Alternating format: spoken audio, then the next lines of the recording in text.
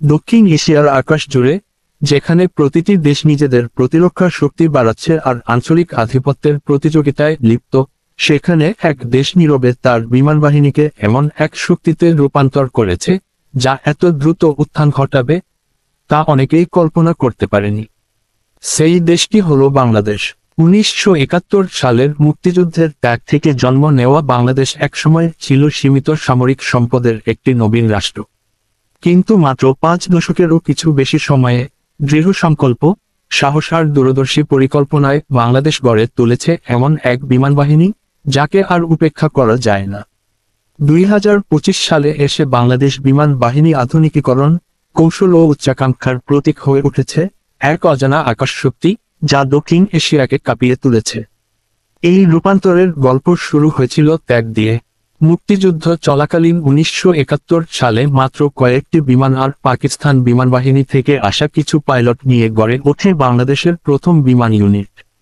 আধুনিক প্রযুক্তি তখন প্রায় কিছুই ছিল না, কিন্তু ছিল দুঃসাহস আর স্বাধীনতার জন্য লড়াই করার অদম্য ইচ্ছা। পুরনো আর সীমিত ক্ষমতার বিমান নিয়েই তারা সাহসী অভিযানে নেমেছিল, মুক্তিবাহিনীকে আকাশ থেকে সহায়তা দিয়েছিল। এই ক্ষুদ্র সূচনা এই আজকের পূর্ণাঙ্গ আধুনিক বিমান বাহিনীর ভিত্তি তৈরি করেছিল। সেই হতাশার দিন থেকে বাংলাদেশ বিমান বাহিনী গড়ে উঠেছে গৌরব, দৃঢ়তা আর জাতীয় প্রতিরক্ষার প্রতীক হয়ে। ২০২৫ সালের বাংলাদেশ বিমান বাহিনীর সবচেয়ে বড় পরিবর্তন দৃশ্যমান তার যুদ্ধবিমানের বহরে। বহু বছর ধরে চীনের তৈরি চেংদু F-7 যুদ্ধবিমান গুরুত্বপূর্ণ ভূমিকা রেখেছে। যদিও এটি পুরনো MiG-21 ডিজাইনের ওপর ভিত্তি করে তৈরি, কিন্তু বাংলাদেশ ধীরে ধীরে এগুলোকে আধুনিক করেছে উন্নত অ্যাভিওনিক্স, অস্ত্র ও ইলেকট্রনিক সিস্টেম যোগ করে। তবে প্রকৃত গর্ব এসেছে MiG-29 সংগ্রহের মাধ্যমে। ৯০-এর দশকের শেষের দিকে MiG-29 সংগ্রহ করে বাংলাদেশ প্রবেশ করে আধুনিক মাল্টি-রোল যুদ্ধবিমানের যুগে। এর গতি, কৌশলগত দক্ষতা আর উন্নত অস্ত্র ব্যবস্থা বাংলাদেশকে দিয়েছে আকাশ থেকে আকাশ ও আকাশ থেকে মাটিতে আঘাত হানার ক্ষমতা। সময়ের সঙ্গে সঙ্গে এগুলোও আধুনিক হয়েছে, উন্নত রাডার, নতুন প্রজন্মের অ্যাভিওনিক্স আর শক্তিশালী অস্ত্র সংযোজনের মাধ্যমে, যা এখনও প্রতিবেশী শক্তিগুলোর জন্য এক কার্যকর প্রতিরোধ হিসেবে কাজ করছে। এর পাশাপাশি Yak-130 উন্নত প্রশিক্ষণ বিমান শুধু নতুন পাইলটদের প্রস্তুত করছে না, বরং হালকা আক্রমণাত্মক ভূমিকায়ও ব্যবহৃত হচ্ছে, যা একে বহুমুখী করেছে। তবে ২০২৫ সাল শুধুই পুরনো বিমান টিকিয়ে রাখার গল্প নয়।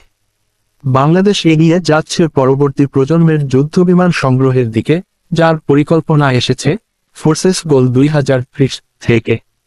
চতুর্থ প্রজন্মের উন্নত যুদ্ধবিমান থেকে শুরু করে পঞ্চম প্রজন্মের স্টেলথ ফাইটার নিয়ে আলোচনা চলছে, যেমন ইউরোফাইটার টাইফুন, দাসর রাফালে বা রাশিয়া ও চীনের আধুনিক প্ল্যাটফর্ম।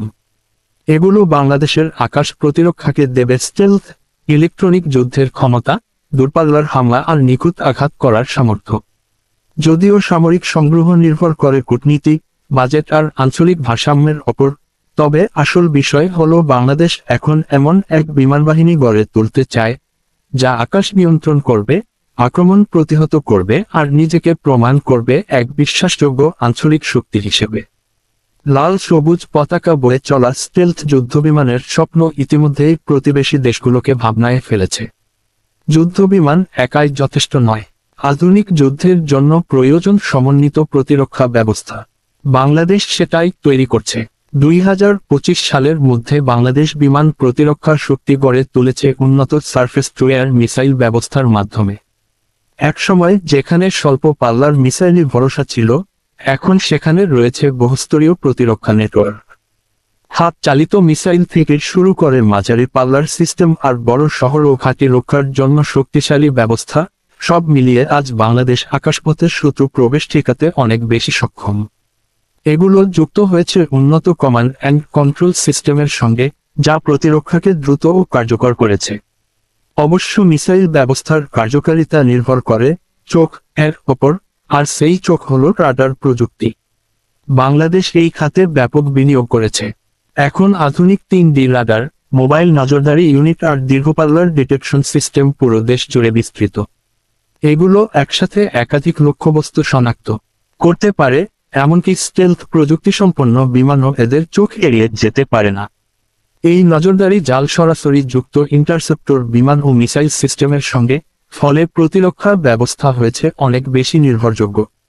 বিমান বাহিনীর দায়িত্ব কেবল যুদ্ধবিমানে সীমাবদ্ধ নয়, পরিবহন বিমানের ভূমিকাও সমান গুরুত্বপূর্ণ। C-130 হারকিউলিস বাংলাদেশ বিমান বাহিনীর মেরুদণ্ড হিসেবে কাজ করছে। এটি সৈন্য পরিবহন, সরবরাহ বহন থেকে শুরু করে দুর্যোগ মোকাবিলায় জীবন বাঁচানোর কাজে ব্যবহৃত হচ্ছে। ঘূর্ণিঝড়, বন্যার মতো দুর্যোগপ্রবণ দেশে C-130 বারবার জীবন রক্ষাকারীর ভূমিকা পালন করেছে। এর পাশাপাশি Mi-17 হেলিকপ্টার ও অন্যান্য হেলিকপ্টার সৈন্য পরিবহন, উদ্ধার কাজ ও চিকিৎসা সরবরাহে ব্যবহার হচ্ছে। এই দ্বৈত ভূমিকা, প্রতিরক্ষা ও মানবিক সহায়তা, বাংলাদেশ বিমান বাহিনীকে কেবল শক্তির প্রতীকী করেছে মানুষের সেবকও। 2025 সালে বাংলাদেশ ড্রোন প্রযুক্তির যুগেও প্রবেশ করেছে। নজরদারি ড্রোন সীমান্ত, বঙ্গোপসাগর ও সম্ভাব্য হুমকি পর্যবেক্ষণে ব্যবহৃত হচ্ছে। এগুলো পাইলটদের ঝুঁকি কমায় এবং রিয়েল টাইম তথ্য দেয়, যা প্রতিরক্ষা পরিকল্পনায় অত্যন্ত গুরুত্বপূর্ণ। শুধু তাই নয়, বাংলাদেশ শিগগিরই সশস্ত্র ড্রোন সংগ্রহ বা নিজস্বভাবে তৈরি করার পরিকল্পনাও করছে। এগুলো যুক্ত হলে কম খরচে ও কম ঝুঁকিতে নির্ভুল আক্রমণ চালানো সম্ভব হবে। বিশ্বজুড়ে ড্রোন যুদ্ধের প্রবণতা বাংলাদেশও গুরুত্ব সহকারে দেখছে। কিন্তু প্রযুক্তি একা সব নয়, প্রয়োজন দক্ষ মানব সম্পদের। বাংলাদেশ বিমান বাহিনীর পাইলটরা দক্ষতা ও শৃঙ্খলায় দক্ষিণ এশিয়ার অন্যতম সেরা। Yak-130 মাধ্যমে উন্নত প্রশিক্ষণ, সিমুলেটরের ভার্চুয়াল যুদ্ধের অভিজ্ঞতা আর আন্তর্জাতিক মহড়ায় অংশ নেওয়ার মাধ্যমে তারা নিজেদের বিশ্বমানের দক্ষতায় উন্নীত করেছে। এই মানবিক উপাদানই বিমান বাহিনীর সবচেয়ে বড় শক্তি। আন্তর্জাতিকভাবে বাংলাদেশ বিমান বাহিনী জাতিসংঘ শান্তিরক্ষা মিশনে অংশ নিয়ে সুনাম অর্জন করেছে। হেলিকপ্টার ও বিমান দিয়ে সংঘাতপূর্ণ এলাকায় চিকিৎসা সহায়তা, পরিবহন ও উদ্ধার কার্যক্রম পরিচালনা করে তারা বিশ্বে প্রমাণ করেছে নিজেদের পেশাদারিত্ব। এতে যেমন অভিজ্ঞতা বাড়ছে, তেমনি বাংলাদেশের ভাবমূর্তিও উন্নত হচ্ছে। ভবিষ্যতের দিকে তাকালে স্পষ্ট হয়, ফোর্সেস গোল 2030 লক্ষ্য হচ্ছে নতুন প্রজন্মের যুদ্ধবিমান সংগ্রহ, মিসাইল প্রতিরক্ষা জোরদার, ইলেকট্রনিক ও সাইবার প্রতিরক্ষা শক্তিশালী করা এবং দীর্ঘমেয়াদে মহাকাশভিত্তিক নজরদারি প্রযুক্তি যুক্ত করা। বাংলাদেশের উদ্দেশ্য স্পষ্ট, একটি আধুনিক, প্রতিরোধক্ষম ও আঞ্চলিক ভারসাম্য রক্ষাকারী বিমান বাহিনী। অর্থনীতি উন্নত হওয়ার সঙ্গে সঙ্গে সেই লক্ষ্য অর্জনের পথও সহজ হচ্ছে। তবে বাংলাদেশের সামরিক নীতি আক্রমণাত্মক নয়, প্রতিরক্ষামূলক। তাই বিমান বাহিনীর উত্থান একদিকে নিরাপত্তা জোরদার করছে, অন্যদিকে আঞ্চলিক উত্তেজনা বাড়াচ্ছে না। 2025 সালের বাংলাদেশ বিমান বাহিনী শুধুই কিছু বিমান, রাডার আর মিসাইলের সমষ্টি নয়। এটি হলো জাতির দৃঢ়তা, ত্যাগ আর ভবিষ্যৎ ভিশনের প্রতীক। যুদ্ধবিমান আকাশে গর্জন করছে, মিসাইল প্রতিরক্ষা প্রস্তুত, রাডার সদা জাগ্রত আর পাইলটরা সর্বদা সজাগ। একই সঙ্গে দুর্যোগের সময় এই বিমান বাহিনী মানুষকে উদ্ধার করছে, সাহায্য পৌঁছে দিচ্ছে। এই দ্বৈত চরিত্র, আকাশের রক্ষক আর জনগণের সেবক, বাংলাদেশ বিমান বাহিনীকে শুধু এক শক্তিশালী বাহিনী নয়, এক প্রশংসনীয় প্রতিষ্ঠানের হিসেবে প্রতিষ্ঠা করেছে। এটাই 2025 সালের বাংলাদেশ বিমান বাহিনীর অজানা গল্প, এক ক্ষুদ্র জাতির অপ্রতিরোধ্য উত্থানের গল্প। দক্ষিণ এশিয়ার আকাশ এখন কেবল বড় শক্তিগুলোর নিয়ন্ত্রণে নয়, বরং বাংলাদেশ নামের নতুন শক্তির প্রহরায়। আধুনিক যুদ্ধবিমান, উন্নত মিসাইল, দক্ষ পাইলট আর উচ্চাকাঙ্ক্ষী ভবিষ্যৎ পরিকল্পনা নিয়ে বাংলাদেশ কেবল আকাশ রক্ষা করছে না, বরং নিজের অবস্থান শক্ত করছে। আজ লাল সবুজ পতাকা উড়ছে উচ্চ আকাশে, পেছনে রয়েছে এমন এক বিমান বাহিনী যা আগের চেয়ে অনেক বেশি শক্তিশালী, আধুনিক আর আত্মবিশ্বাসী। বার্তা একটাই, ভূগোলে ছোট হলেও আকাশে বাংলাদেশ এখন এক শক্তি, যাকে আর উপেক্ষা করা যাবে না। 2025 সালের বাংলাদেশ বিমান বাহিনী সেই অজানা আকাশ শক্তি, যা দক্ষিণ এশিয়াকে কাঁপিয়ে তুলেছে, এক শক্তি যা জন্মেছে ত্যাগ থেকে, গড়ে উঠেছে ভীষণ দিয়ে আর টিকে আছে দেশ ও জনগণকে রক্ষার অবিচল অঙ্গীকারে।